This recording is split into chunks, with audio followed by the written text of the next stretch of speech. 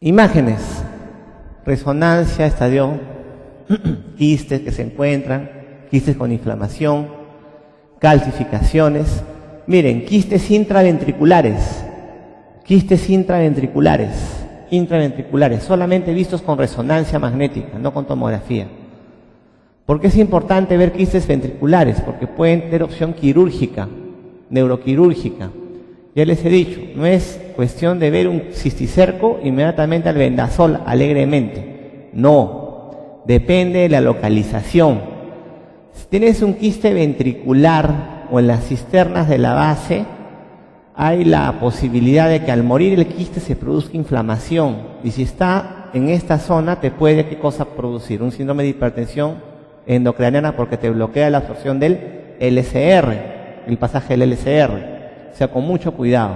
Los quistes ventriculares, evaluación previa por neurocirugía. Cuando los quistes se agrupan en las cisternas de la base, miren como uvas, como racimos de uvas, miren acá, múltiples imágenes negritas acá agrupadas como racimos de uvas, en cisternas de la base se llaman quistes racemosos. Viene de racimo de uva, ¿no? Racemosos. Se agrupan en las cisternas de la base. Cisternas de la base. Otra opción quirúrgica más que médica. Obviamente ese paciente le hace venazol, lo matas, ¿no? Lo defines, como dicen, ¿no? Cuidado, pues. Lo defines, o sea, no sean malos, ¿no? O sea, no es que ya, venazol, no, pues depende de la localización del quiste. Miren, es otro pata. Miren esa resonancia. Todos los puntos blanquitos son cisticercos. Esa es encefalitis por cisticerco, cuando encuentras más de 100 cisticercos. ¿Este paciente qué le dan? No creo que le hagan venazol, ¿no? Corticoides, fentoína, nada más, ¿no? Su casa. O sea, poco podemos hacer por él, ¿no? Si les he dicho que el cuadro clínico se desencadena por la muerte de parásito, si mueren todos a la vez, ¿ya? Así que cuidado. ¿Qué es esto? ¿Qué es un eclipse? Parece, ¿no? Es un ojo. ¿Cuántos de ustedes han pedido fondo de ojo a un paciente con cisticercosis? Nadie. Dentro de los criterios diagnósticos de cisticercosis está fondo de ojo. Si encuentras el quiste en el fondo de ojo, cisticercosis, ¿no? Tienes tienes un cuadro clínico convulsivo y unas imágenes que parecen, no parecen, creo que es, no sé. Le pídele fondo de ojo. Si encuentras aquí el quiste flotando, mirándote, cisticercosis, suficiente. ¿Ya? Está en los criterios diagnósticos de cisticercosis. Por supuesto, este paciente tampoco le va a dar al vendasol. Le hace al vendasol, ¿qué pasa? Ciego, se queda ciego. O sea, por lo menos ya saben ahora de que no basta con que vean el cisticerco para de frente emocionarse y mandarse con el albendazol, ¿eh? O sea, es multidisciplinario, ¿no? Neurocirujano, neurólogo, internista, infectólogo, consenso. ¿Leamos, no leamos? Vamos a ver. Más quistes. Miren este quiste grandote. Y este es el Scolex, ¿no? Este es un quiste clásico. Este punto blanquito, excéntrico, es el Scolex. La imagen muchas veces de cisticercosis es patognomónica. Muchas veces. ¿Tú ves esto? Cisticerco. ¿Ves esto de acá? No, miren. Una imagen quistia con un punto excéntrico, el Scolex, cisticerco. Normalmente no son grandes. Cuando son grandes es que se localizan en la cisura de Silvio. Cisura de Silvio, que no hay nada ahí, se pueden expandir los quistes si son grandes. ¿Qué otro diagnóstico diferencial plantearían con un quiste parasitario grande? Aparte de cisticerco, ¿no? Quiste hiatídico cerebral.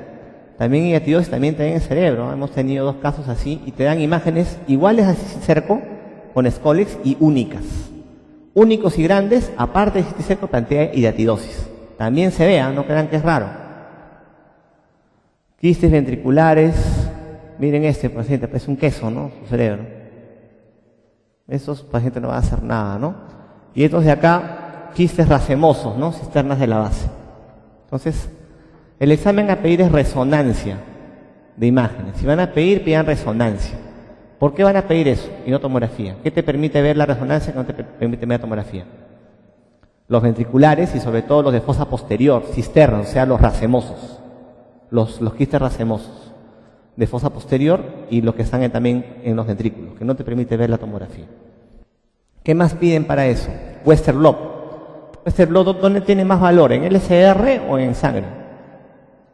Es en sangre, ya tiene más valor que en LSR. Pero el interno, no, que ni PL, no, te pide. Pero el Western blot para Cisticerco se tiene más valor diagnóstico en sangre. Entonces son dos cosas que pueden ir pidiendo, ¿no es cierto? Imágenes, resonancia, Western blot. Sin embargo, desde hace un tiempo ya sacaron cómo hacer el diagnóstico de cisticercosis, los criterios diagnósticos de cisticercosis, hecho por un grupo de peruanos, el doctor García, de peruanos, ecuatorianos y mexicanos, que son los que más saben de cisticercosis en el mundo, ¿no? Que ya lo publicaron, está recontra visto eso por todo el mundo, los criterios diagnósticos panero cisticercosis. Son varios criterios, solamente me interesa que recuerden los absolutos, que los recuerden simplemente. Demostración histológica del parágito en biopsia de cerebro, que creo que eso no vamos a hacer, ¿no? Presencia de lesiones quísticas con Scolex en taco-resonancia, para que se den cuenta que la imagen muchas veces es patognomónica. Tú ves tu resonancia y dice cisticercosis de frente, ¿eh? Puede ser patognomónica. ¿Y cuál es el otro? Fondo de ojo. Fondo de ojo. Conclusión, a partir de ahora van a pedir fondo de ojo a todo paciente con sospecha de cisticercosis. Está dentro de los criterios absolutos para diagnóstico de cisticercosis. Si se dan cuenta, no mencionan en los absolutos al Western blot. El Western blot recién está como criterio mayor. Como absoluto, biopsia, imágenes que pueden ser patognomónicas, y ahora, desde ahora pidan fondo de ojo. Por dos razones, para diagnóstico y porque si tiene un Scolex es fondo de ojo, tampoco puedes darle el antiparasitario. Está contraindicado. Criterios mayores, menores, epidemiológicos. No me interesa que conozcan todos, solamente recuerden los mayores. ¿Y cómo hacer el diagnóstico? Bueno, ¿qué nos dice el muñequito acá? Cuidado, ¿no? El manejo depende de dónde se encuentre el quiste. Eso ya lo conocen, ¿no es cierto? Entonces, miren, este sacado de Lancet Neurology te da todas las opciones dependiendo de la localización, qué es lo que puedes hacer. En resumen, el antiparasitario de elección es el albendazol, opción praziquantel. ¿Por cuántos días? Controversial. Hay esquemas de 5 días, esquemas de 14 días, esquemas de 21 días, depende de lo que lean. Lo que les van a preguntar es el de elección, que es el albendazol.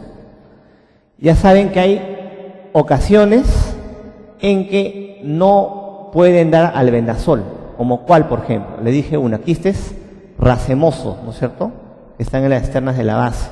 Los ventriculares también tienen opción quirúrgica. Otra opción son los que están en fondo de ojo. Fondo de ojo. O sea, no es que veas quistes y le metes albendazol. Algo que también es... perdón. Además del antiparasitario, les he dicho de que las convulsiones vienen por la inflamación periquística. La inflamación periquística es lo que te produce un cuadro convulsivo. ¿Qué le darían al paciente para disminuir la inflamación periquística? Corticoides. Es otra de las aplicaciones de corticoides en enfermedades infecciosas.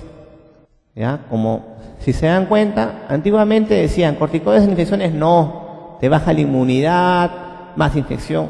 Mentira, hay situaciones, como hemos visto, que están indicados corticoides en enfermedades infecciosas. Una de ellas es cisticercosis. También en causa hemos visto meningitis, ¿no es cierto? ¿No? Por ejemplo. Entonces, el tratamiento con antiparasitarios va a depender de la localización del quiste. Rabia. Esto les interesa quizás a lo que están haciendo sus serum, cuando les muerde un perro a sus pacientes, qué hacer, el esquema de vacunación, qué le pongo. Virus de la rabia, Rhabdoviridae. Dentro de esta familia, el género Lisavirus. Lisavirus hay 7 serotipos. Los 7 serotipos se pueden dar cuadros similar a rabia. Sin embargo, la enfermedad rabia propiamente dicha está causado por el serotipo 1 de los Lisavirus. El serotipo 1 de los Lisavirus es el que te produce la rabia. Los otros serotipos se pueden producir en enfermedades similares a la rabia y por supuesto son raras si no hay acá. O sea, no les interesa saber. ¿Qué forma tiene el virus de la rabia? Forma de bala, como una balita, ¿no? Es la forma del virus de la rabia. Serotipo 1, entonces, de los lisavirus. Transmisión a través de mordedura de animales infectados por su saliva. Dependiendo del tipo de animal, se divide acá en rabia urbana y rabia silvestre. Rabia urbana y rabia silvestre. Es una clasificación que le encontró solamente en la guía del MINSA. En los otros libros, Mandel, por ejemplo, ni mencionan esto. La urbana es básicamente transmitida por el perro, 99% de los casos. Otros animales que también se han visto que pueden transmitir van desde gatos hasta ratas. Sin embargo, la transmisión de rabia por ratas es casi nula, porque las ratas hacen la forma paralítica de la rabia, o sea, que te transmita rabia una rata es casi imposible, porque hace la forma paralítica. Rabia urbana, básicamente perros. Que ya no se ve también con frecuencia, ya no se ve con frecuencia. Lo que se ve es rabia silvestre, básicamente por murciélagos, hematófagos. Es lo que vamos a encontrar. ¿En qué partes del mundo encontramos rabia? ¿En todo el mundo? Sí. Pero hay países y regiones donde la rabia se ha erradicado, ya no se ve desde hace mucho tiempo. ¿Cuáles son? ¿Se acuerdan? Las islas. Australia, Inglaterra, Nueva Zelanda. Son zonas en que ya no se ve rabia hace muchísimo tiempo. ¿Ya? De ahí está distribuida en todo el mundo. ¿Qué es lo que pasa? Mira ese perrito rabioso, te muerde. Te muerde este perro y te pasa los virus. Y los virus no van de frente al cerebro, sino que se quedan acá en el músculo algunos días, periodo de incubación, ¿no? Se quedan aquí en ese músculo. Mientras se replican en el músculo, tienes tiempo para colocar la vacuna antirrábica, porque cuando ya sale en el tejido muscular y alcanzan los axones, por más que le coloques la inmunización, no tienes nada que hacer, la enfermedad se desarrolla y la rabia tiene un casi 100% de mortalidad. Entonces, cuando te muerde el perro, el virus inicialmente se replica en los músculos, en la placa mioneural, en los músculos. Una vez, ¿no?, que sale del músculo, alcanza los axones y por la médula espinal asciende hacia el encéfalo, hacia el cerebro. Eso es lo que llaman la diseminación centrípeta, que es inicial. De la placa mioneural, por los axones, por la médula, hacia el encéfalo. Y te produce el cuadro de encefalitis rábica. Encefalitis rábica. Entonces la primera diseminación va a ser centrípeta, a través de los axones. Pero antes que eso, el virus se va a replicar en el tejido muscular. En el tejido muscular. En el tejido muscular ahí ocurre el periodo de incubación, en el que el virus se replica en el músculo y no alcanza los axones. Ese periodo de incubación donde el virus se replica en el músculo es el que te da tiempo para dar la vacuna. Cuando ya alcanza el axón, olvídate, la rabia avanza y prácticamente 100% de mortalidad. Una vez que llega al encéfalo, ya se produce la diseminación centrífuga, igual, vía axones a las glándulas exocrinas, desde el páncreas hasta las glándulas más importantes. ¿Cuáles vendrían a ser? Las salivales. Es por eso que finalmente el virus se encuentra en las glándulas, ¿no?, en esas glándulas y puede ser contagiado por la mordedura, porque se transmite a las glándulas salivales. Entonces, primero ocurre una diseminación centrípeta al encéfalo y del encéfalo una diseminación centrífuga hacia las glándulas exocrinas, cualquiera, incluidas las glándulas de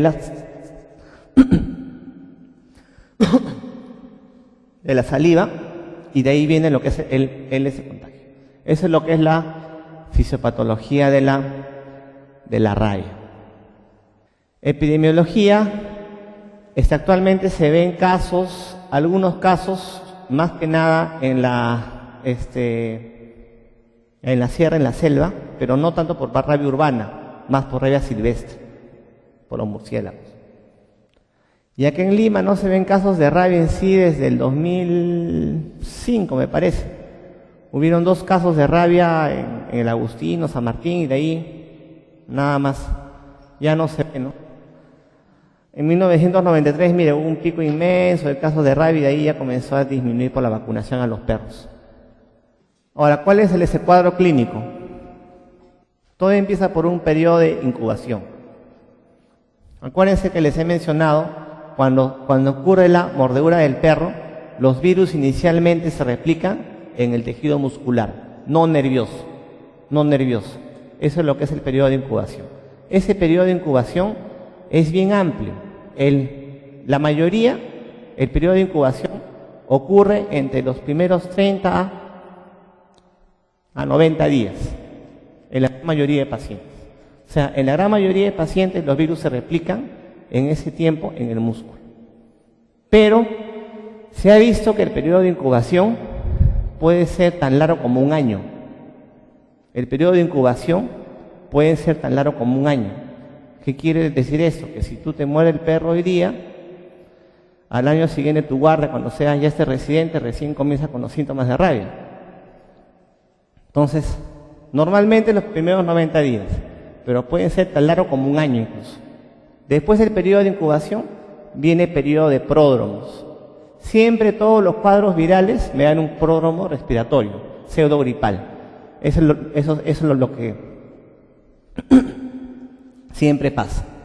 Alteraciones del comportamiento, parestesias, etc. Después del pródromo, que puede durar 2 a 10 días, vienen las 2 fases más conocidas de la enfermedad. Una fase llamada de excitación, llamada también rabia furiosa, encefalítica o muda, y una rabia paralítica. Estas fases pueden presentarse de forma secuencial, es decir, primero presenta la rabia furiosa y a los días presenta la rabia paralítica. O pueden también presentarse de forma aislada, solamente presenta la rabia furiosa o solamente presenta la rabia paralítica, como es el caso de las ratas. Les he dicho, en el caso de las ratas no hacen rabia furiosa, hacen rabia paralítica. Es por eso que las rabias no contagian, porque hacen formas paralíticas de rabia. En la gran mayoría de los pacientes humanos, se ha visto que la forma predominante es la rabia furiosa o encefalítica, es la que más se presenta, 80% de los casos. Y el síntoma principal, más importante, predominante, es la hidrofobia. Basta con que vean, escuchen agua para que tengan espasmos musculares respiratorios altos, hasta convulsiones.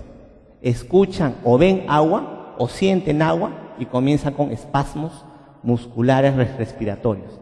Delirio, agitación, disautonomía, etc. Es el síntoma principal, hidrofobia. Esta fase dura de 1 a 7 días y todos los pacientes evolucionan al coma y la muerte. En otros pacientes pasan de esta fase furiosa a la fase paralítica, ¿ya? Y esa fase paralítica se caracteriza por un cuadro muy similar al síndrome de Guillain-Barré. Te da un cuadro muy similar al síndrome de Guillain-Barré, que al final también desencadena en coma y muerte. Conclusión, ¿qué tienen que recordar? Que el periodo de incubación es recontra prolongado, puede ser hasta más de un año, ¿ya? Y ese periodo de incubación es el tiempo en que los virus se están replicando en el... Una vez que alcanzan el axón, no hay nada que hacer, y ya viene todo el cuadro clínico. Vienen los pródromos, viene la fase de excitación o la fase paralítica. Estas 2 fases de enfermedad se pueden presentar de forma secuencial. Primero excitación, luego paralítica. O se pueden presentar de forma aislada. El paciente solamente hace fase paralítica o el paciente solamente hace fase de excitación. Lo normal es que solamente haga fase de excitación, 80%. Es una enfermedad que probablemente ya no la vean. Pero sí es bueno reconocerla y sobre todo la inmunización. Es lo más importante. Diagnóstico. ¿Cómo hacen en este caso el diagnóstico? Por lo general se hace post-mortem, ¿ah? Por lo general es post-mortem. Harán el cerebro, harán biopsias y, bueno, los hallazgos. Por lo general es post-mortem. Por lo general. Pero actualmente el método diagnóstico de elección es la inmunofluorescencia directa, buscando virus en tejidos. ¿En qué tejidos? ¿De qué sacan biopsia? Para buscar inmunofluorescencia, el virus. ¿De qué tejido? ¿Es de cerebro? ¿Qué es lo que sacan al paciente? Cuero cabelludo de la nuca. Cuero cabelludo de la nuca.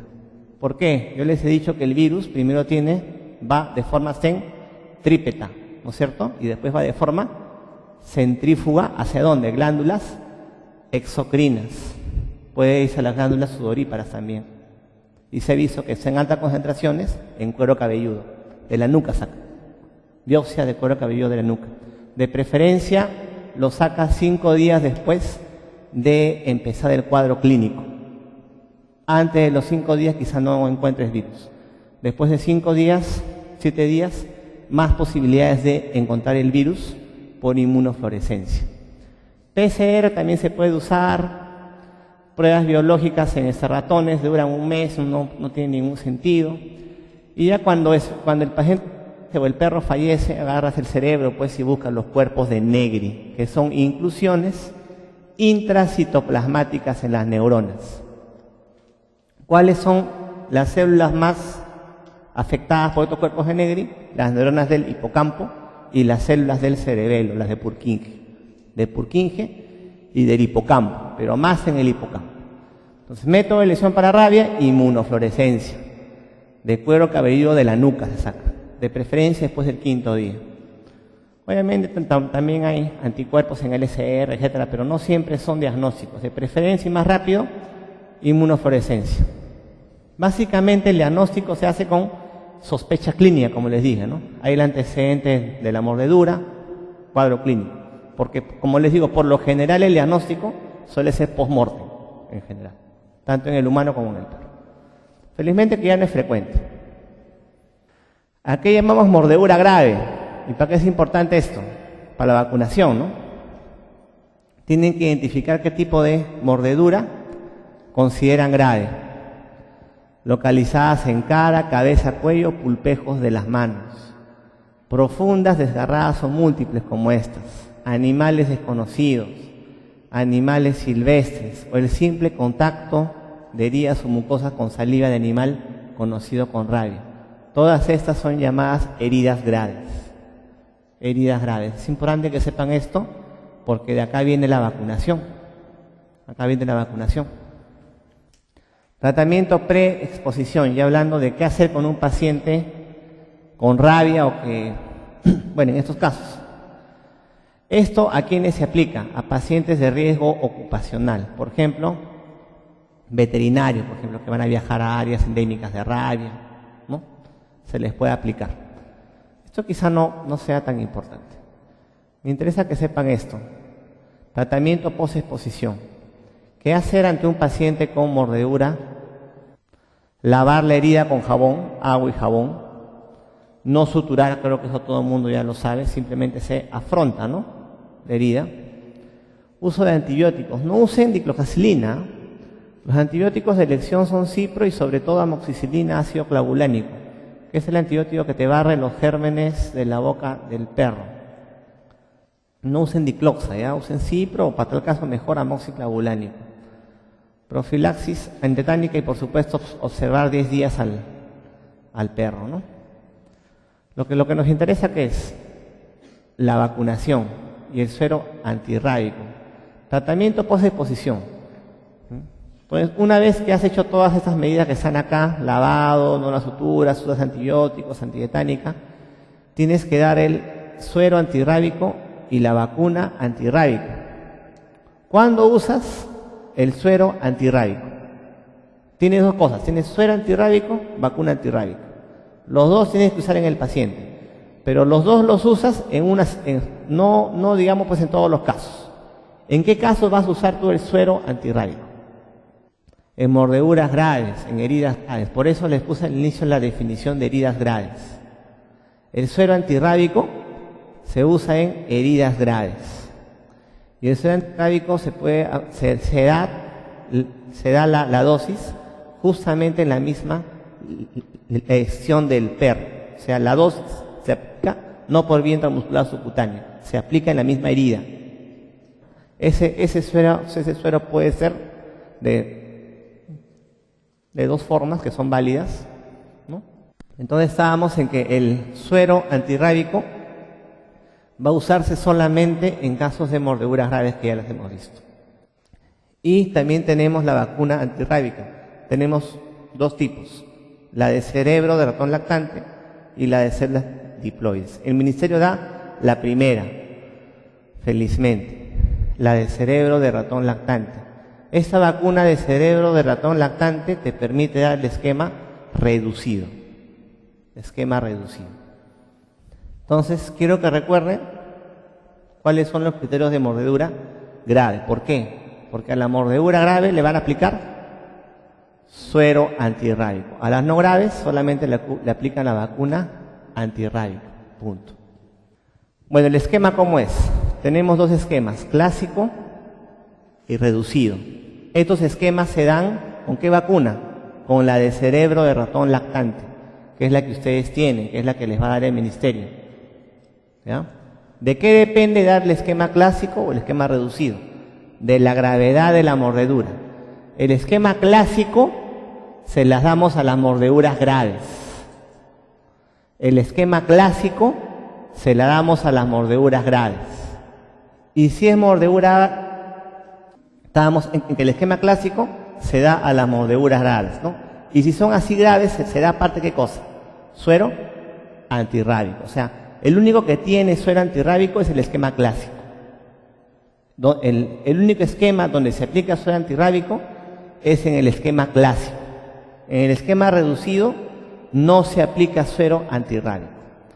Entonces, concepto, esquema clásico para mordeduras graves y incluye el suero antirrábico. Esquema reducido, mordeduras no graves y no se da suero antirrábico. Ya tienen cuáles son los criterios para decir que es una mordedura grave.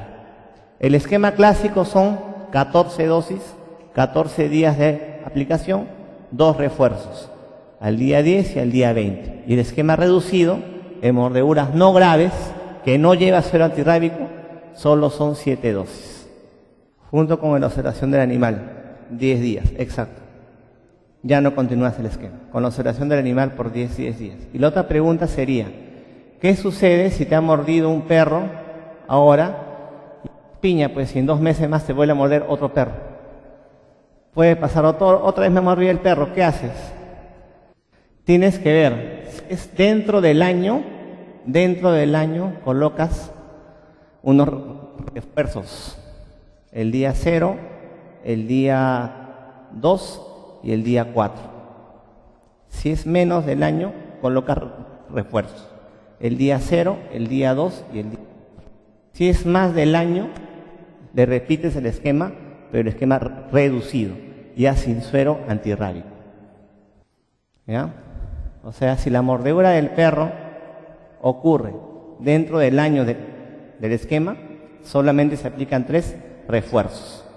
El día 0, el día 2 y el día 4. Si la mordedura del perro ocurre después del año, solamente le repites un esquema reducido. Y punto. Esa es la otra situación. Conclusión, el suero antirrábico, el esquema clásico, solamente ¿en qué mordeduras? Las graves. En el resto de mordeduras, esquema reducido. Y si te vuelve a morder el perro, si estás dentro del año, 3 refuerzos. Si estás más de un año, esquema reducido nuevamente. Y esto es lo que supuestamente da el ministerio, ¿no? Esa vacuna de cerebro de ratón lactante. Deben tener ustedes seguramente. Eso con respecto a rabia. De eso que les interesa, creo que sobre todo el esquema de vacunación, ¿no? Que muchas veces les llegan pacientes con mordeduras de perros, de murciélagos, no sé, ¿no? Tétanos, otra enfermedad del sistema nervioso central. Y esta es caracterizada por espasmos musculares. Y esos espasmos musculares son inducidos por una proteína que te produce el tétano, que es la espasmina, tétanoespasmina, ¿no es cierto? Y este germen, ¿qué cosa es? Es un germen anaerobio, Clostridium tetani. Es un germen aerobio que te produce una espora, ¿no? Y es por eso que puede estar pues en el suelo por largos periodos sin que pase nada. Vamos a ver el cuadro clínico de esto. Bueno, en el Perú se ha visto que los casos más frecuentes están a nivel de la selva. A nivel de la selva. ¿Y qué es lo que pasa con esta enfermedad, con el tétano? Acuérdense que es una enfermedad producida por una bacteria anaerobia, Clostridium tetani. Produce una toxina. Inoculación primero. Es lo que ocurre, una herida, una inoculación por el agente infeccioso, por un lado, por el germen, por el Clostridium tetani. ¿Y qué te produce? Una sustancia que se llama la tétanospasmina. De esto que quiero que recuerden, que esta tiene dos tipos de cadenas. Una cadena pesada y una cadena ligera. Esto sí pueden preguntarles, es una pregunta con respecto a esto. Es importante, ¿por qué?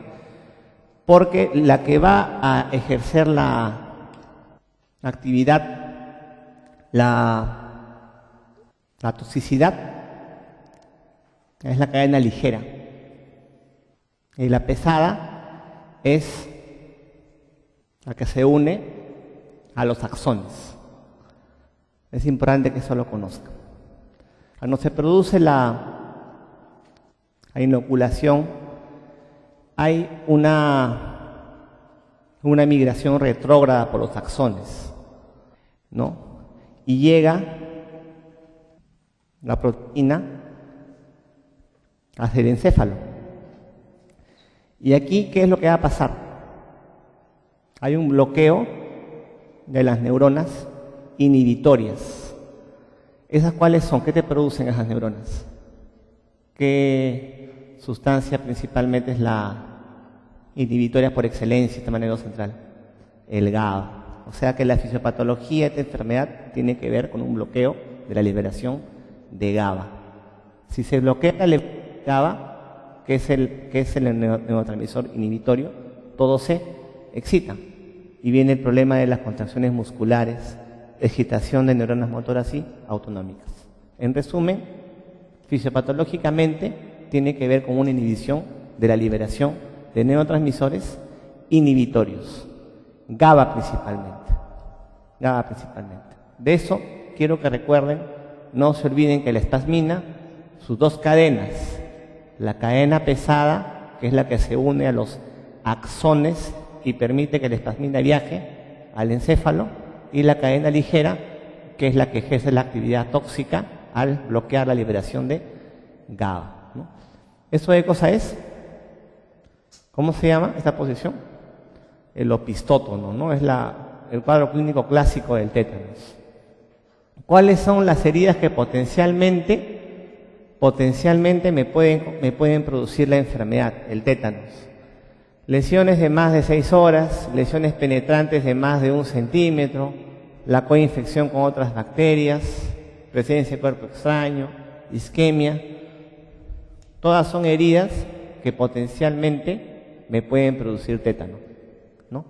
Es importante que lo vean esto. ¿Por qué? Porque los pacientes que tienen esos criterios tienen que recibir dos cosas: la vacuna y la inmunoglobulina. El toxoide, ¿no es cierto? Y también la inmunoglobulina.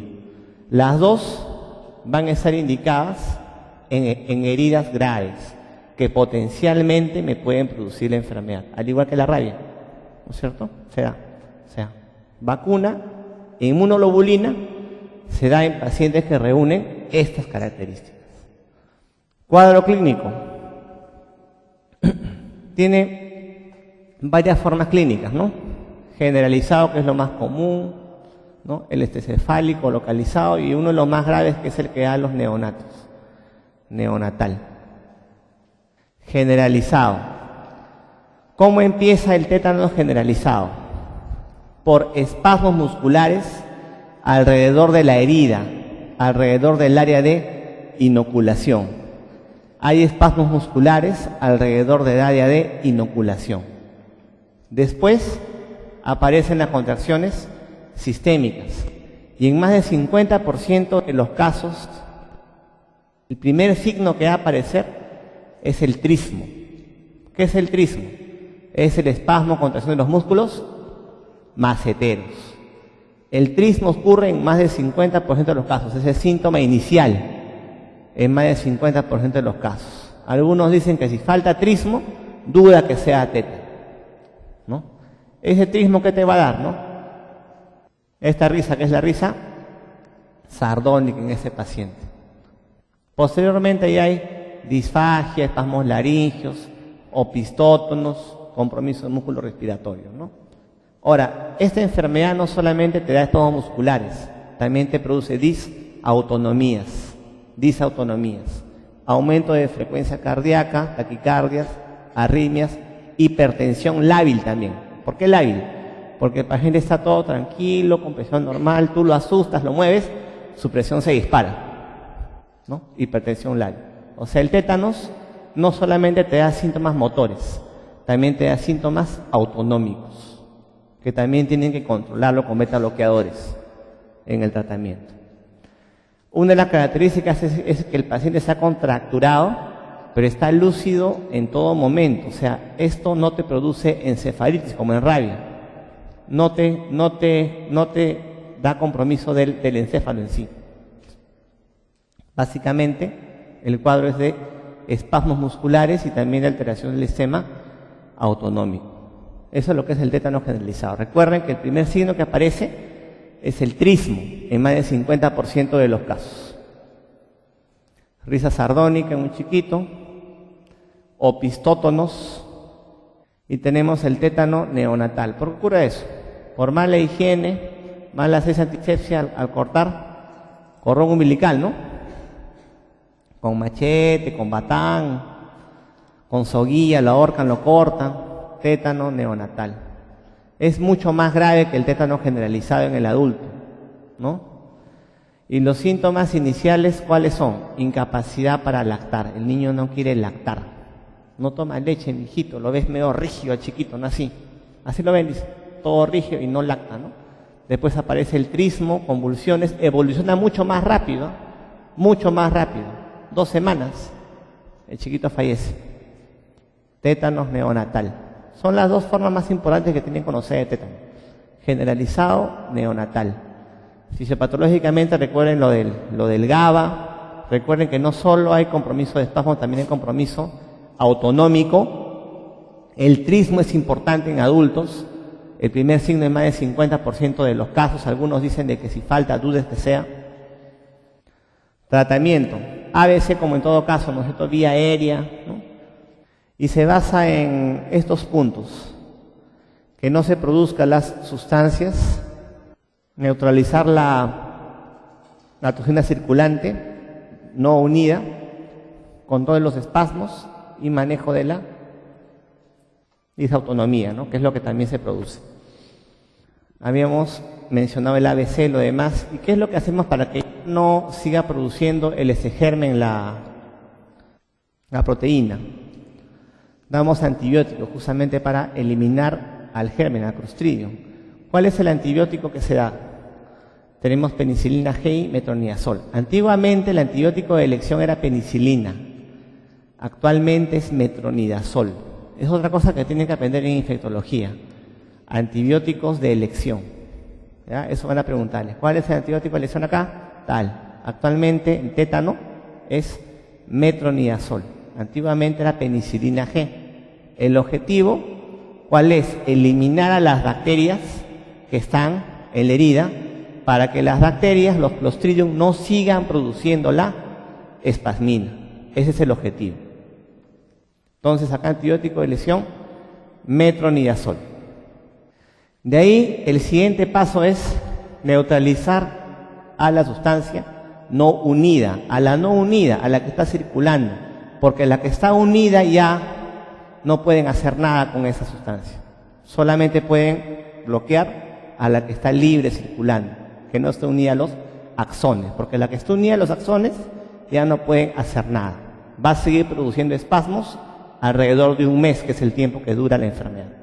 La enfermedad te dura un mes más o menos, porque la toxina se une al axón un mes por lo menos, ¿no? Entonces, por la que puedes hacer algo es por la toxina que no está unida. Por la unida ya no puede hacer nada, está circulando ahí axones y dura un mes. Por la que no se une, sí. ¿Y ahí qué le vas a dar? La inmunoglobulina y la vacuna antitetánica, el anatoxal. La inmunoglobulina es la inmunidad pasiva. ¿Por qué? Porque tú le estás dando los anticuerpos, tú le estás dando la inmunoglobulina. Por eso se llama inmunidad pasiva. El cuerpo no hace nada para producirlo. Tú se lo das, se lo regalas. Tú le estás dando inmunoglobulinas, inmunidad pasiva. Mientras que la vacuna antitetánica, anatoxal toxoide, es la inmunidad activa. ¿Por qué? Porque al dar esta sustancia, tú estás haciendo que el organismo mismo produzca sus propios anticuerpos. Inmunidad activa. Inmunidad pasiva entonces con la inmunoglobulina y la activa con el toxoide antitetánico, con la vacuna antitetánica. Ambas se van a colocar ¿en qué casos? ¿Qué les dije? En heridas graves, ¿no es cierto? En estas que les mencioné por acá, tetanogénicas. En estas heridas es en la que se colocan los dos. Los dos. Algunos dicen que la inmunoglobulina, el 50% se debe colocar alrededor de la herida, el otro 50% intramuscular. Otros dicen que no tiene sentido, que vas a colocarla de forma intramuscular. Acá también les pueden preguntar, ¿por cuánto tiempo te da inmunidad el anatoxal? 10 años. El esquema de 3 dosis, claro. 10 años. Entonces, tanto inmunoglobulina como toxoide deben colocar eso solamente a las heridas que potencialmente te dan tétano. De ahí viene también el control de espasmos musculares, diazepam, propofol, etcétera, y manejo de las manifestaciones autonómicas. El medicamento de elección para este manejo es la betalol.